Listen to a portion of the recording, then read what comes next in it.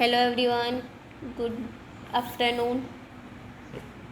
આપણે એસી સર્કિટમાં આગળના લેક્ચરમાં ડિસ્કસ કર્યું હતું કે આરએલસી સિરીઝ સર્કિટ એટલે શું. આપણે આર, એલ અને સી એટલે કે ઇન્ડક્ટર, રેઝિસ્ટર અને કેપેસિટરને સિરીઝમાં કનેક્ટ કરી અને આપણે વોલ્ટેજ, કરંટ વગેરે ફાઇન્ડ કરતા હોય છે. તો આજે આપણે જોઈશું નેક્સ્ટ કે સિરીઝ રેઝોનન્સ સર્કિટ એટલે શું. તો અહીંયા આપણે જોઈએ સિરીઝ જે મોસ્ટ આઈએમપી છે, વારંવાર જીટીયુમાં પૂછાતી હોય છે.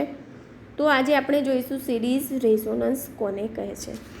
સિરીઝ રેઝોનન્સમાં સિમ્પલી આપણે સર્કિટ ડ્રો કરવાની છે. રેઝિસ્ટર, ઇન્ડક્ટર, કેપેસિટરને શ્રેણીમાં જોડી અને તેની સાથે આપણે અલ્ટરનેટિંગ વોલ્ટેજ સપ્લાય આપી દઈશું. અલ્ટરનેટિંગ વોલ્ટેજ સપ્લાય એટલે કે વોલ્ટેજ આપીશું. હવે આ જોડાણ કરવાથી વેરિયેબલ ફ્રીક્વન્સી એસીમાંથી સપ્લાય આપવામાં આવે છે. એટલે વેરિયેબલ ફ્રીક્વન્સી આપણને શું પૂછ્યું છે? Resonance frequency. તો અહીંયા સપ્લાય આપીશું વેરિયેબલ ફ્રીક્વન્સી એસીમાંથી. હવે જ્યારે આપણે ફ્રીક્વન્સી સપ્લાય આપીએ છે એફ, એને આપણે ધીરે ધીરે વધારીશું. એને શું કરવામાં આવે છે? વધારવામાં આવે છે. હવે એ વધારવાથી આપણે આગળના લેક્ચરમાં જોયું હતું કે એક્સએલ ઇઝ ઇક્વલ ટુ સૂત્ર શું છે? X L is equal to 2π F L. આપણને જે ઇક્વેશન મળે છે X L is equal to 2π F L. માટે જેમ ફ્રીક્વન્સી વધશે એટલે જેમ ફ્રીક્વન્સી વધશે તેમ એક્સએલ પણ વધશે. કેમ કે બંને પ્રપોઝનલમાં છે, ઇન્વર્સલી પ્રપોઝનલમાં નથી. માટે જેમ ફ્રીક્વન્સી વધશે તેમ તેમ ઇન્ડક્ટરનું વેલ્યુ પણ વધશે. હવે નેક્સ્ટ જોઈએ આપણે કેપેસિટર માટે કે capacitor XC is equal two સૂત્ર થશે 1/2π FC. હવે અહીંયા શું થશે કે F પ્રપોઝનલ ટુ કેપેસિટર છે. માટે જો ફ્રીક્વન્સી વધે તો XC કેવો થશે? ઓછો થશે. તો આ થયું. ઓછું થવાનું કારણ એ જ છે કે XC એ Fની ઇન્વર્સલી પ્રપોઝનલમાં છે. માટે તે જો ફ્રીક્વન્સી વધશે તો XC ઓછો થશે. હવે જ્યારે સિરીઝ આરએલસી સર્કિટમાં XL અને XCની કિંમત સરખી થાય છે તે ફિનોમિનાને સિરીઝ રેઝોનન્સ કહે છે. એટલે કે કોઈ ટાઈમ પર, કોઈ સમયે જ્યારે રેઝિસ્ટર અને ઇન્ડક્ટર કોઈ પણ સર્કિટમાં, રેઝિસ્ટર આરએલસી સિરીઝ સર્કિટ છે આપણી પાસે, તો એ સર્કિટમાં XL અને XCની કિંમત જ્યારે પણ સરખી થશે એ ફિનોમિનાને આપણે શું કહીશું? એ ફિનોમિનાને આપણે સિરીઝ રેઝોનન્સ કહીશું. તો આ થઈ તમારી ડેફિનેશન. હવે આપણે શોધીએ કે રેઝોનન્સ ફ્રીક્વન્સી આપણે શોધવી છે તો કેવી રીતે શોધીએ? તો હવે કયા ફિનોમિનાને આપણે રેઝોનન્સ ફ્રીક્વન્સી કહીશું? XL is equal two XC. એટલે કે XL અને XC સરખા હોય ત્યારે XL is equal two XC આપણે લખીશું. તો XL ઇઝ ઇક્વલ ટુ આપણને ખબર છે XL is equal to 2π FL અને XC is equal to 1/2π FC આપણને મળશે. હવે નેક્સ્ટ જોઈએ તો 2π કેન્સલ થશે. હવે આપણે શોધવાનું છે ફ્રીક્વન્સી. તો frequency FL is equal to 2π² થશે. 2π² FC 1/FC થશે. હવે અહીંયા આપણે Fને કરતા બનાવીશું તો F² is equal to 1/2π LC આપણને મળશે.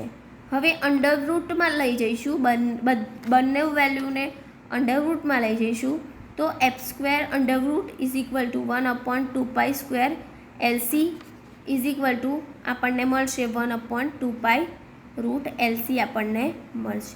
હવે આ ફ્રીક્વન્સીને f0થી આપણે દર્શાવવામાં આવે છે, એટલે ફ્રીક્વન્સીને શાનાથી દર્શાવીશું? આપણે f0 વડે દર્શાવીશું. હવે જ્યારે કોઈ પણ સર્કિટમાં વોલ્ટેજ અને કરંટ શેમાં હોય છે? ઇન ફેઝમાં જ હોય છે, એટલે કે બંને એક જ ફેઝમાં હોય છે. હવે frequency, voltage, inductor, capacitor, resistor, current વગેરેનો આપણે ડાયાગ્રામ દોર્યો છે. હવે આપણે દર્શાવીએ તો OA ઇઝ ઇક્વલ ટુ શું આપણને આપેલું છે? OA is equal two VR આપેલું આપણને છે, અને VR ઇઝ ઇક્વલ ટુ આપણને ખબર છે કે VR OA એ શાનો ગ્રાફ દોરેલો છે? VRનો ગ્રાફ દોરેલો છે, અને એને આપણે રેઝિસ્ટન્સ વોલ્ટેજ ડ્રોપ પણ કહીશું. AB is equal two VL મળશે આપણને વેલ્યુ, એટલે તે પણ શું છે? ઇન્ડક્ટરની વેલ્યુ છે, ઇન્ડક્ટરમાંથી થતો વોલ્ટેજ ડ્રોપ છે. અને AC ઇઝ ઇક્વલ ટુ પણ શું છે? AC અહીંયા જોઈ શકો છો તમે, AC is equal two VC, માટે તે પણ કેપેસિટરનો વોલ્ટેજ ડ્રોપ કહી શકાય. હવે આપણે રેઝોનન્સ ફ્રીક્વન્સીનું સૂત્ર દર્શાવીએ કે XC is equal two XL, તો આપણે અહીંયા કરીએ XL is equal two VL is equal two VC કરીશું, તો આપણને VL મળશે Z is equal two VC આપણને મળશે તો R² plus XL approximately XC² તો આપણને મળશે Z is equal two R આપણને મળશે. હવે જે પણ રેઝોનન્સ ફ્રીક્વન્સી હશે એ વખતે ઇમ્પિડન્સની કિંમત પ્રતિરોધ જેટલી થાય છે, એટલે કે રેઝોનન્સની કિંમત કેટલી થાય છે? પ્રતિરોધ જેટલી જ થશે. તો અહીંયા ડાયાગ્રામ દર્શાવ્યું છે, રેઝોનન્સ ફ્રીક્વન્સીનું ગ્રાફિકલ રિપ્રેઝન્ટેશન છે. તો ફર્સ્ટ છે રઝિસ્ટર, જે તમે જોઈ રહ્યા છો. રઝિસ્ટરમાં આપણને કોઈ ફેરફાર જોવા મળતો નથી, એ તેની રીતે જ કાર્ય કરતું હોય છે. હવે જેમ જેમ આપણે પછી બીજું છે XL, એટલે કે ઇન્ડક્ટર, જે પણ કોઈના પર આધારિત નથી. Z, જેમ જેમ આપણે ફ્રીક્વન્સી ઓછી હશે, વધારે થશે, તેમ તેમ તેની વેલ્યુ પણ વધતી જશે. અને બીજું છે જે તમે અહીંયા ફિગરમાં જોઈ શકો છો,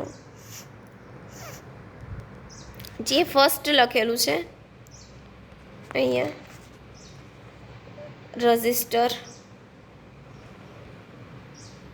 ઇમ્પિડન્સ, ઇન્ડક્ટર્સ, કેપેસિટર લીડિંગમાં હોય, લેગિંગમાં હોય છે એટલા માટે નીચેની તરફ આવશે. અને નેક્સ્ટ છે રઝિસ્ટર, ઇમ્પિડન્સ, ઇન્ડક્ટર અને XL અને XC આપણને મળશે. હવે આપણે અહીંયા જોઈએ તો R inductive reactance, XL, XC capacitive reactance. હવે આરની કિંમત ફ્રીક્વન્સી પર આધાર નથી, માટે કર્વ હોરિઝોન્ટલ લાઇન છે. રેઝિસ્ટન્સ, જે ફ્રીક્વન્સી પર આધારિત નથી. ઇન્ડક્ટિવ રિએક્ટન્સ, XLની કિંમત ફ્રીક્વન્સીના વધારા સાથે વધે છે, એટલે કે ઇન્ડક્ટરની જે વેલ્યુ છે એ ફ્રીક્વન્સી જેમ જેમ વધશે તેમ તેમ XL પણ વધશે. હવે નેક્સ્ટ છે XC, તો એ છે તો ફ્રીક્વન્સી જેમ જેમ ઘટશે તેમ તેમ વધશે, તેમ તેમ કેપેસિટરની જે પણ વેલ્યુ, ઇન્ડક્ટિવ કેપેસિટરની જે પણ વેલ્યુ હોય છે તેમાં ઘટાડો થાય છે, જે આપણે આગળના થિયરીમાં જોયું હતું તેવી જ રીતે. હવે ફ્રીક્વન્સીના વધારાની સાથે XCની કિંમત ઓછી થાય છે, જે આપણે આ સૂત્ર પરથી ડિફાઇન કરી શકીએ છીએ કે XL is equal two 2πFL અને XC is equal two 1/2πFC. હવે આપણે અહીંયા જોઈએ કે inductor XL is equal two 2πFL, એટલે કે જેમ ફ્રીક્વન્સી વધશે એમ ઇન્ડક્ટર પણ વધશે. જ્યારે અહીંયા શું થશે, જેમ ફ્રીક્વન્સી વધશે તેમ કેપેસિટર ઓછું આઉટપુટ આપણને આપશે. હવે નેક્સ્ટ જોઈએ કે XL અને XCનો તફાવતનો કર્વ આપણે શાના વડે દોરી શકીએ? Z is equal two R² plus XL approximately XC² ના તફાવતથી આપણે દોરી શકીએ છીએ. લાસ્ટ છે ફ્રીક્વન્સીના વધારા સાથે ઇમ્પિડન્સ ઘટે છે, એટલે જેમ જેમ ફ્રીક્વન્સી વધે તેમ તેમ ઇમ્પિડન્સ પણ ઘટતો જાય છે. જેમ કેપેસિટર ઘટતો જાય છે એમ ઇમ્પિડન્સ પણ ઘટતો જાય છે. તે ઓછામાં ઓછી R જેટલી થાય છે, એટલે કે ઓછામાં ઓછો કેટલો થશે? આરની કિંમત જેટલો થશે. ત્યારબાદ ફ્રીક્વન્સીના વધારાની સાથે ઇમ્પિડન્સમાં પણ વધારો થશે. હવે આ ઇમ્પિડન્સમાં વધારો થશે. નેક્સ્ટ છે ઓછી ફ્રીક્વન્સી વખતે કરંટની કિંમત ઓછી હોવાને કારણે ઇમ્પિડન્સ પણ આપણને ઓછો મળશે. હવે નેક્સ્ટ છે રેઝોનન્સ ફ્રીક્વન્સી વખતે કરંટની કિંમત મહત્તમ થાય અને એ મહત્તમ થયા બાદ ત્યાર પછી આપણને ફ્રીક્વન્સીની વધારે સાથે કરંટમાં પણ આપણને શું જોવા મળે છે? ઘટાડો જોવા મળે છે. હવે સિરીઝ રેઝોનન્સનો ઉપયોગ ક્યાં થાય છે?